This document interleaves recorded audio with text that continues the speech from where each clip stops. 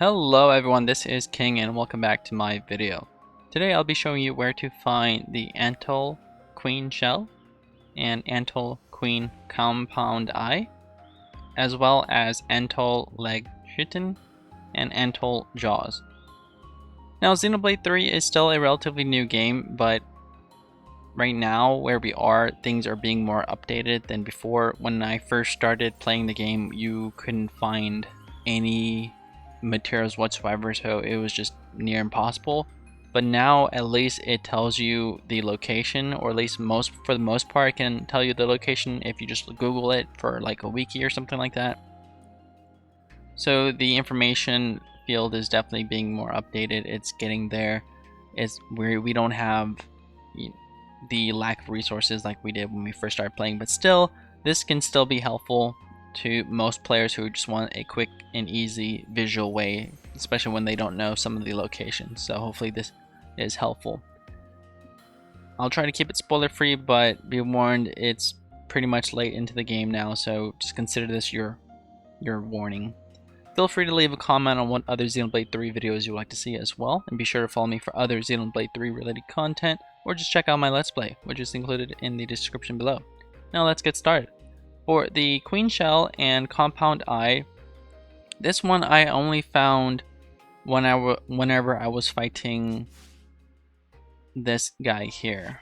So he is an Antol, but he is a unique monster called the Spiky Oriella, and I believe this place is the Corn Island.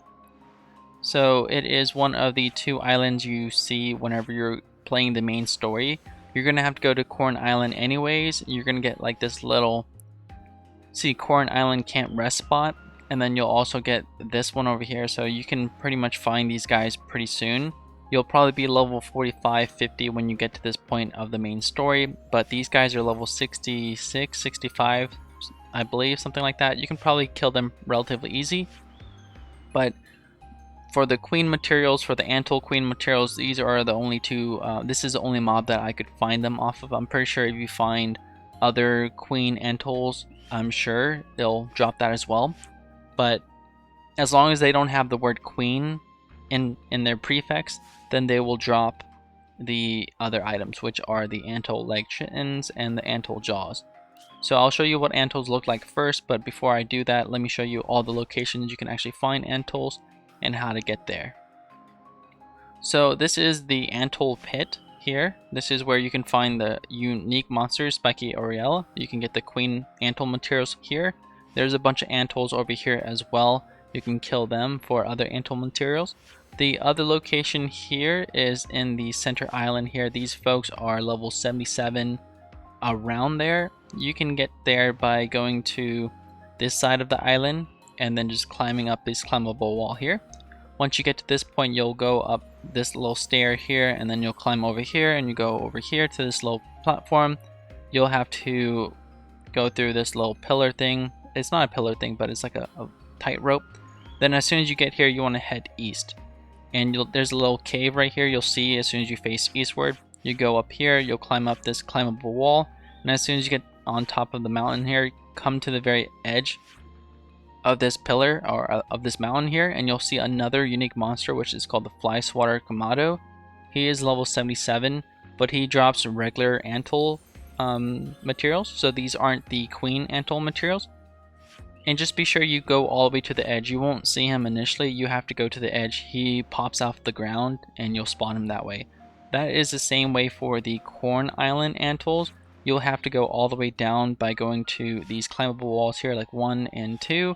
Jump all the way down, and you have to just walk around the walls in order for you to spawn the Antols. They'll just climb down the wall, the face of the wall, right?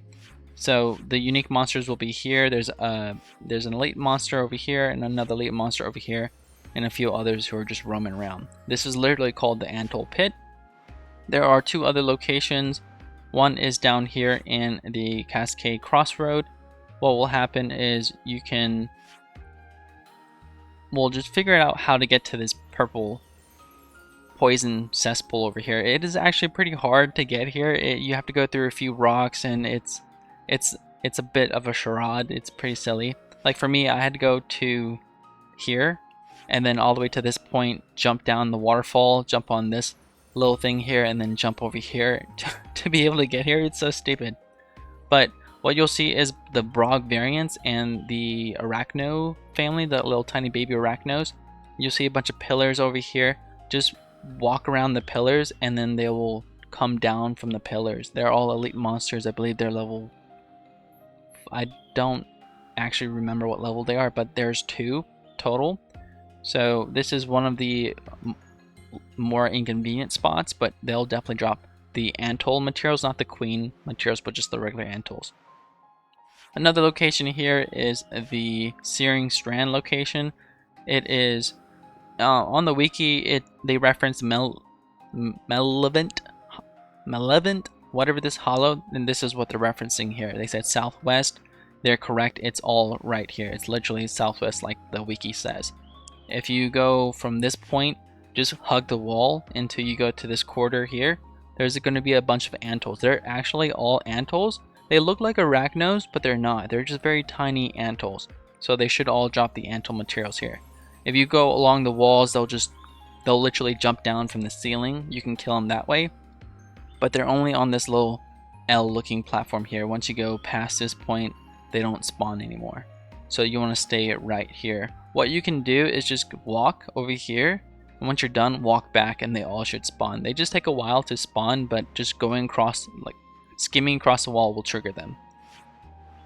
I believe that's all the locations. One right here. And the wiki reference this one as well. They reference the Cascade Crossroad. It's literally south, well, northwest. And what they're referencing is this little spot here. Another one is the center of Corn Island. You can hear the Eternal Canopy. You float from here. And then you get over here. They do reference this one for the Fly Swatter Kamado, and then this is what the wiki's referencing as well.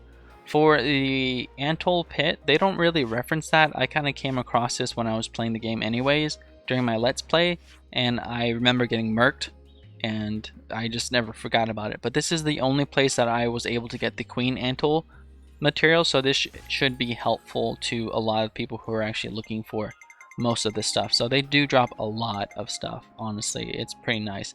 The only, like I said, the only place I actually got the Queen compound eyes and the shells were from this location here. You just have to go down. So you see, you go from here, go all the way to that purple climbable thing, and you go all the way down, and then it's literally just 2. It's that 1 and then the 2, and then they should be all on that wall. Let me show you what they look like. I know it's pretty late into the game, but let me show you what they look like. So I'm just gonna walk around. See, if you just walk around the walls, they kind of pop up like this. These Antols are different than, I know they're called Antols. Like, let's see, can I get, this one does say Antol, but it looks different. So each Antol only drops 2 materials. Okay, so this particular Antol, he'll drop the Queen. I know this one doesn't say Queen. It says Mahamia. But this one will drop the Queen. How I know that is because you look at their face. It's super flat. They have 4 fangs, long legs, and two tails. Okay, so that's how you know they drop Queen materials. If you go over here to the other Antols, they look completely different. Like for example, this Fly Swatter Kamado, it's still the same Antol, but it has a different character design. So how you know what, each monster will only drop 2 types of materials, and it's based on their character design. Like for example, you check out this guy here, he looks completely different. He's gonna take a look at his body. See, he only has 2 front claws, and then he has 4 legs, and then 1 tail. You see that? But they're called Antols at the same time. So those Antols drop the Chitins and the shells, and the one with the 2 tails and the four fangs, they drop the Queen, stuff like that. So the Arachno, they are a part of the Arachno family, and the Arachno family is odd because they still follow the principle of each material is based off character design, and they can only drop a maximum of 2. They still follow that, but the Arachnos are one of the few monsters inside the game, besides maybe a Brog or a Crabble, that may look the same, but they have like a slight variation in their design to where they drop different stuff. So to some people that might be confusing, and honestly, I to me, it was probably one of the most confusing mobs to farm, but I've done plenty of videos of this, so I've pretty much picked up on the trend. So hopefully you can take my word for granted. Feel free to let me know if I'm wrong, but I'm pretty confident in my information. So that is going to be it for this video today, folks. Thank you so much for watching. Please let me know what other Xenoblade 3 videos you would like to see. Be sure to follow me for other Xenoblade 3 content I do post daily. I'll see you all in the next one.